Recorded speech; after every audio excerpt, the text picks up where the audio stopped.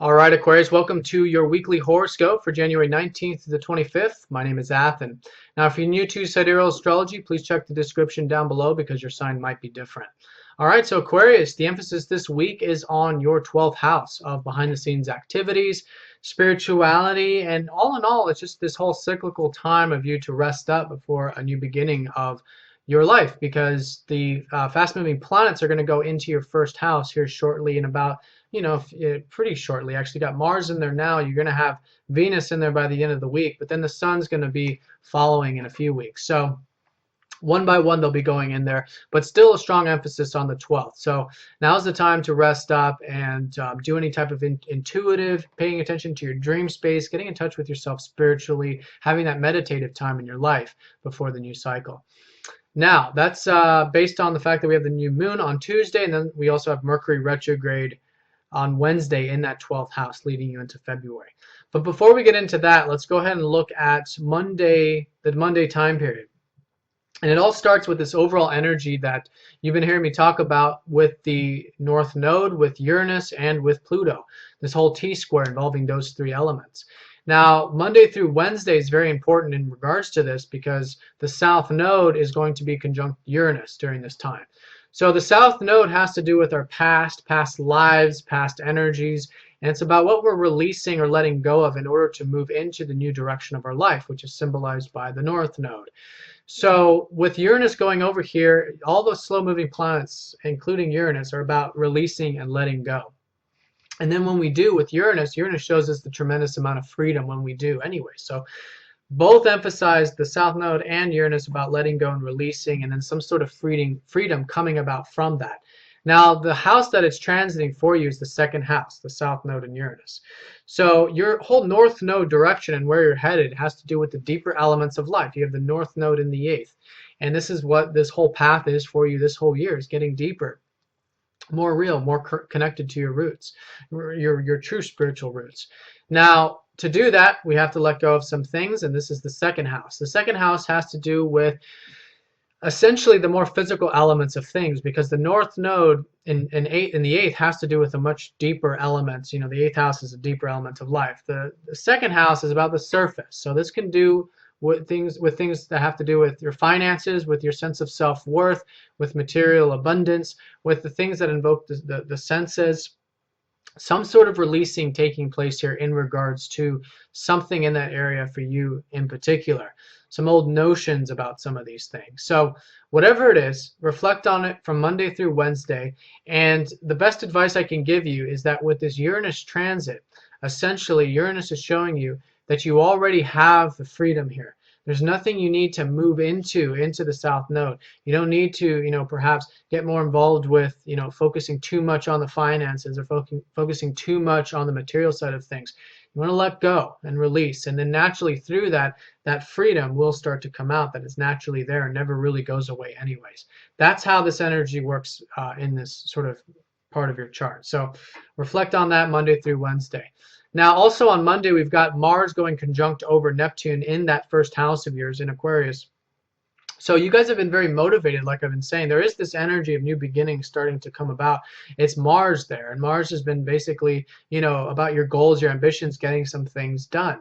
However, with Neptune in that first house, you guys are all going through this sort of releasing process of your identity and what your goals are, making sure that your goals and your ambitions are in alignment with the greater good.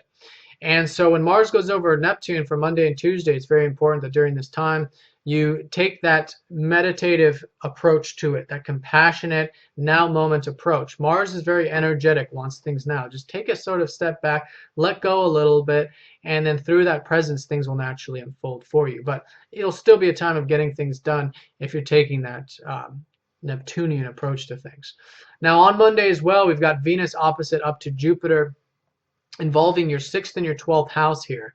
And this aspect in particular has to do with indulgence. So not overindulging in a particular area, whether it's in the spiritual elements of life, which could be an example of maybe locking yourself in a room and just only meditating, or an extreme of the 6th house, which could be your diet and getting too caught up into the day-to-day aspects of things. So Whatever that is.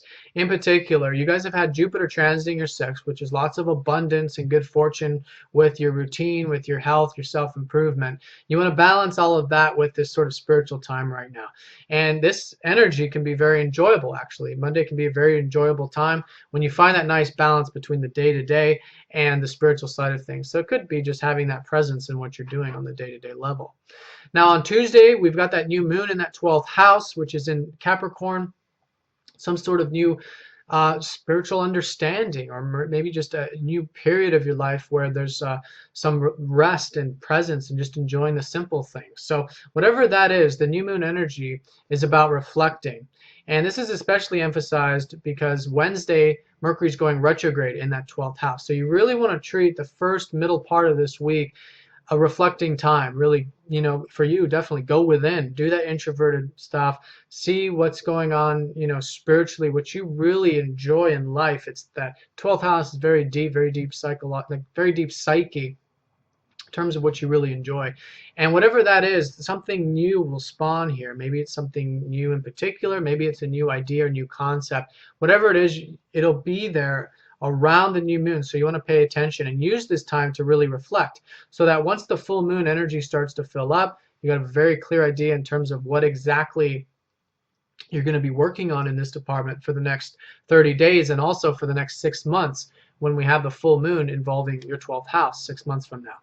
So use the time Tuesday, Wednesday, reflect. Now Thursday, things start to open up. We've got Venus going into your first house. Now that's Thursday all the way into February, and this is about feeling good and enjoying.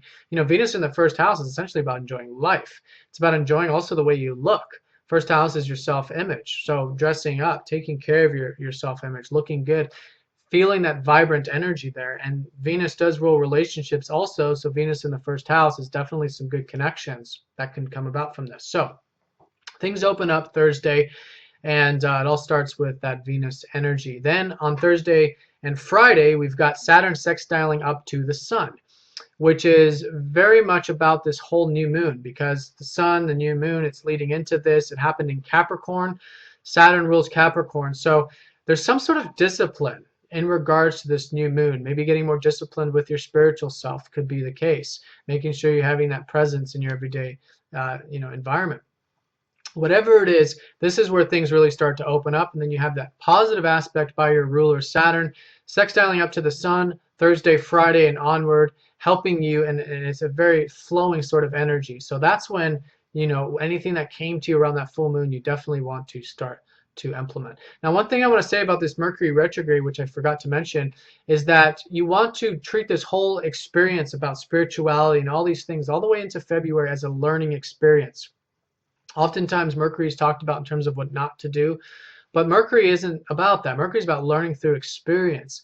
So whatever that is, whatever you're reflecting on in regards to your spirituality right now, use this time up and through February to reflect on it, and then naturally apply it a little bit here and there, and through that you'll learn a tremendous amount about yourself and about your true spiritual nature. All right, Aquarius, well, I hope you all have a fantastic week. I want to thank you all for all of your support. If you'd like a personal reading, please get in touch, and I will talk to you all next time. Take care.